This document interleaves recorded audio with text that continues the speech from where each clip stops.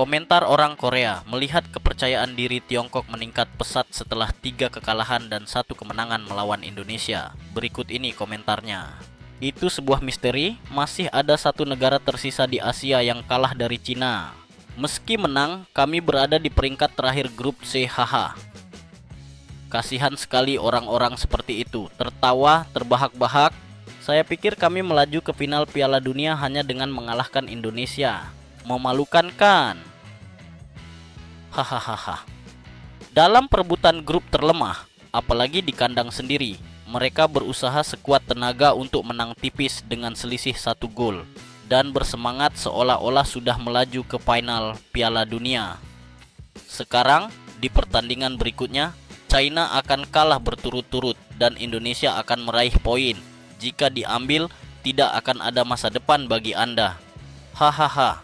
Pertama-tama, Anda nyaris tidak lolos ke babak penyisihan, menggenggam sedotan hahaha, padahal kamu masih terbawah grup haha. Tiongkok, kami akhirnya menang, tapi kami masih di posisi terakhir. Mengapa seragam Cina identik dengan seragam Korea? Pada akhirnya, sebanyak apapun naturalisasi yang dilakukan, tidak ada perbedaan level sepak bola di negara tersebut. Kedua tim ini jelas sedang membuktikannya. Mereka menangkap basah Indonesia sedang bermain sepak bola. Dan ketika saya melihat mereka mengkritik kemampuan Indonesia dalam sebuah wawancara, saya menjadi sangat kesal karena Tiongkok seharusnya kalah dan tersingkir. Ini adalah pertama kalinya saya berterima kasih kepada Jepang karena telah mencetak banyak gol melawan Tiongkok. Istirahat sejenak untuk menikmati umpatan dan stres yang berkepanjangan. Sayang sekali jika melewatkan kesempatan emas untuk melaju ke posisi kedua grup Indonesia. Apakah ini juga batasan sepak bola Asia Tenggara dan sepak bola naturalisasi? Shin Tae-yong berkata, sepak bola Tiongkok adalah sepak bola sialan hahaha. Mendapatkan tiket 1 bulan untuk tim nasional Cina. Haha. Nikmati kemenangan pertama dan terakhir, Anda tidak akan mendapatkannya 2 kali. Saya mendukung Indonesia. Saya tertawa terbahak-bahak saat melihatnya menangis setelah mencetak gol kedua. Saya berharap dia begitu takut, hahaha. Betapa bahagianya mereka karena ini adalah kemenangan pertama mereka di babak penyisihan grup final Piala Dunia mereka sendiri. Pertahanan Indonesia sudah kehilangan konsentrasi sehingga kemungkinan besar akan dimainkan di kandang Indonesia.